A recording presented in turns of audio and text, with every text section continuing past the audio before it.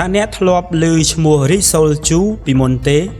អ្វីត្បិតតែជាភរិយារបស់មេដឹកនាំដ៏ល្បីនិងគួរឲ្យខ្លាចបំផុតរបស់ពិភពលោកគឺលោកគីមចុងអ៊ុនក៏ដោយស្ទើរតែគ្មាននរណាម្នាក់ដឹងអំពីនាងឡើយហើយមានហេតុផលសម្រាប់រឿងនេះក្នុងនាមជាមេដឹកនាំគណៈបកនៃសាធារណរដ្ឋប្រជាធិបតេយ្យប្រជាមានិតកូរ៉េលោកគីមចុងអ៊ុនគ្រប់គ្រងប្រទេសរបស់លោកដោយកណ្ដាប់ដៃដែកហើយភរិយារបស់លោកក៏មិនមានករណីលើកលែងផងដែរដូច្នេះចូលយើងស្វែងរកពីច្បាប់ដ៏តឹងរ៉ឹងមួយចំនួនដែលលោកគីមចុងអ៊ុនធ្វើឲ្យភរិយាធ្វើតាមការឈានជើងចូលទៅក្នុងការចាប់ដៃជាមួយមេដឹកនាំសម្ងាត់បំផុតមួយនៃសង្គមសម័យទំនើបមានន័យថាអ្នកត្រូវតែធ្វើការផ្លាស់ប្ដូររឿងមួយចំនួនដើម្បីឲ្យសមស្របប៉ុន្តែសម្រាប់រីសូលជូការផ្លាស់ប្ដូរនោះគឺជាអត្តសញ្ញាណថ្មីទាំងស្រុងដោយចាប់ផ្ដើមពីឈ្មោះរបស់នាងអ្នកវិភាគបានផ្ដល់ទ្រឹស្ដីថារីសូលជូគឺជាឈ្មោះคล้ายៗដើម្បីការពារចំណេះដឹងអំពីចំណងគ្រួសារឬព័ត៌មានសំខាន់ផ្សេងទៀតដែលកិច្ចពីការក្តាប់ជាប់របស់ភ្នាក់ងារស៊ើបការកូរ៉េខាងជើងវាមិនមែនជាលើកទី1នោះទេម្ដាយរបស់គីមចុងអ៊ុនខូយ៉ុងហ៊ុយដែលមិនត្រូវបានណែនាំជាសាធារណៈម្ដងនោះត្រូវបានគេរកឃើញនៅក្នុងភាពយន្តឯកសារផ្លូវការមួយដែលមានឈ្មោះថា The Mother of the Great Military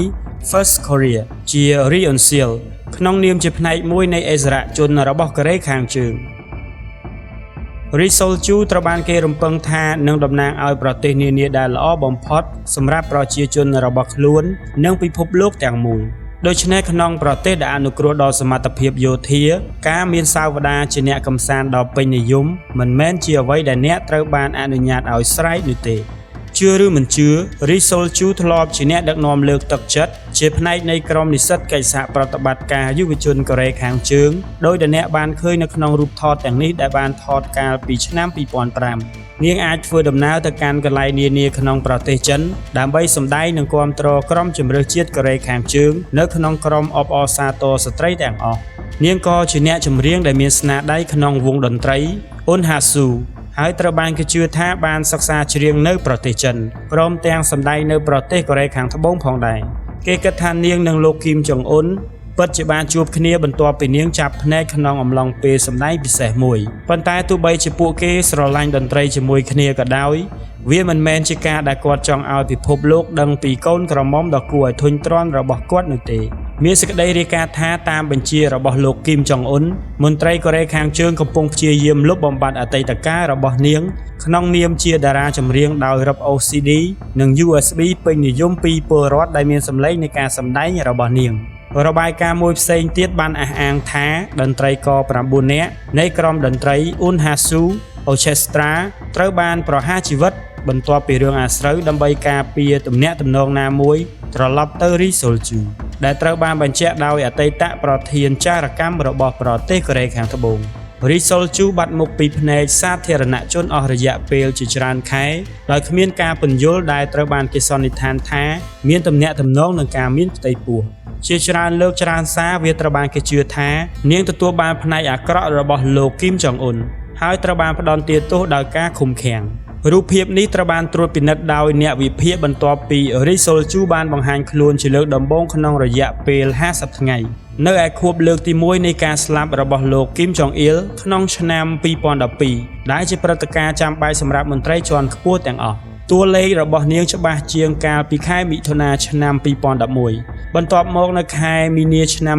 2013អតីតកីឡាករបាល់បោះ NBA និងជាមិត្តជិតស្និទ្ធដ៏ចម្លែករបស់គីមចុងអ៊ុនគឺ Dennis Rodman បានបញ្ជាក់ថាគាត់បានជួបកូនថ្មីរបស់គូស្នេហ៍ដែលជាក្មេងស្រីដែលមានឈ្មោះថាជូអេប៉ុន្តែការរំពឹងទុកដោយផ្អែកលើរបាយការណ៍នេះរីសូលជូបានផ្ដល់កំណើតដល់ទារកក្នុងឆ្នាំ2010ហើយមួយទៀតនៅខែកុម្ភៈឆ្នាំ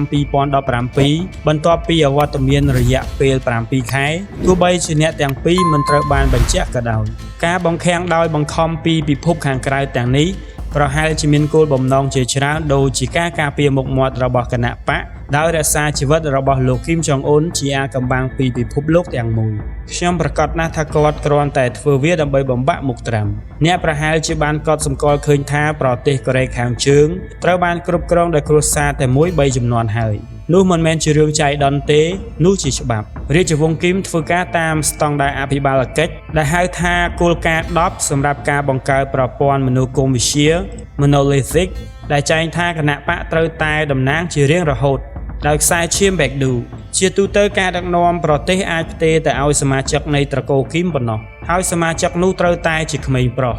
ដូច្នេះកាតព្វកិច្ចក្នុងការផលិតមេដឹកនាំចំនួនទី4របស់កូរ៉េខាងជើងធ្លាក់ចុះយ៉ាងខ្លាំងលើស្មារបស់លោកស្រី Ri Sol-ju ឥឡូវនេះគេជឿថាកូនទាំងពីររបស់នាងពីឆ្នាំ2010ដល់ឆ្នាំ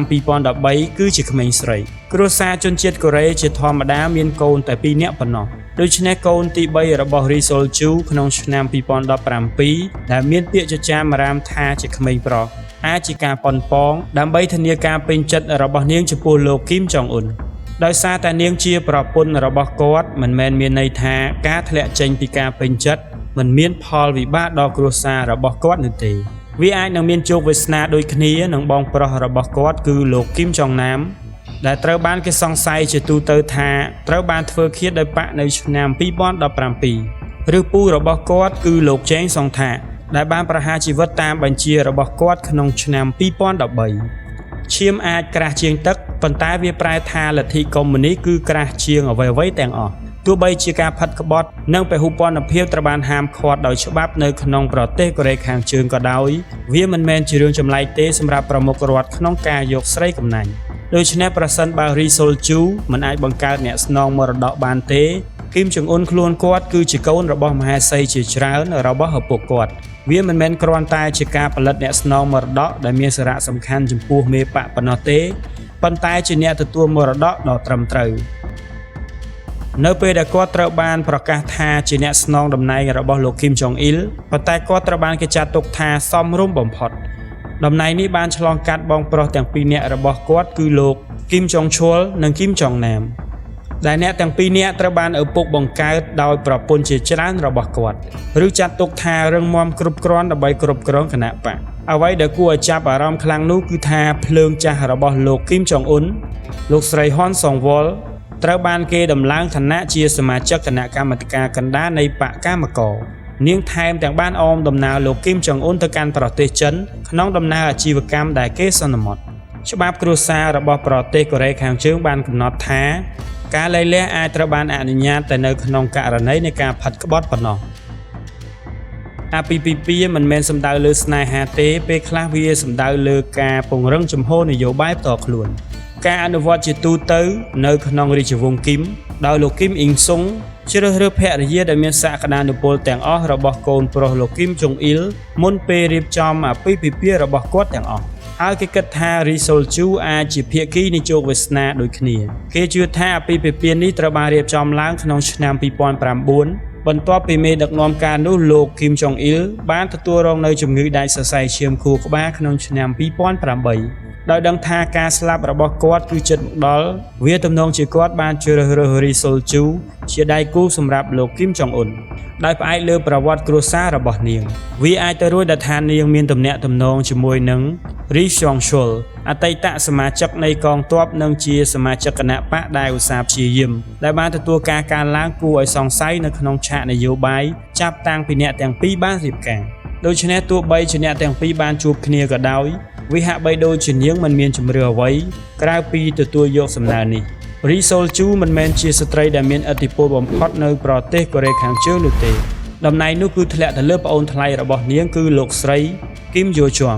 នាងគឺជាកូនពៅក្នុងចំណោមបងប្អូនបង្កើតទាំងអស់របស់នាងប៉ុន្តែក៏ជាមនុស្សខុសខើបំផុតដែលធ្វើឲ្យនាងល្អឥតខ្ចោះសម្រាប់តួនាទីជាអនុប្រធានផ្នែកឃោសនាលោកស្រីគីមយូចុងគឺជាទីប្រឹក្សាដ៏គួរឲ្យទុកចិត្តរបស់លោកគីមចុងអ៊ុនហើយថែមទាំងត្រូវបានគេគិតថាជាអ្នកទទួលខុសត្រូវថាតើនរណាអាចចូលទៅដល់បងប្រុសរបស់នាងអ្វីដែលពួកគេនិយាយទៅកាន់គាត់និងឯកសារអ្វីដែលគាត់ត្រូវទទួលបាន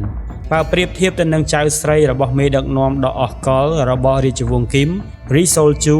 គឺជាមនុស្សសាមញ្ញហើយត្រូវតែគេគោរពបំផុតចំពោះបងស្រីក្មេករបស់នាងបច្ចុប្បន្នរបាយការណ៍បង្ហាញថាអ្នកទាំងពីរមានភាពរួសរាយរាក់ទាក់និងរួមបញ្ចូលគ្នានូវឥទ្ធិពលរបស់ពួកគេដើម្បីកែលម្អរូបរាងនយោបាយរបស់លោកគីមចុងអ៊ុនជុំវិញពិភពលោក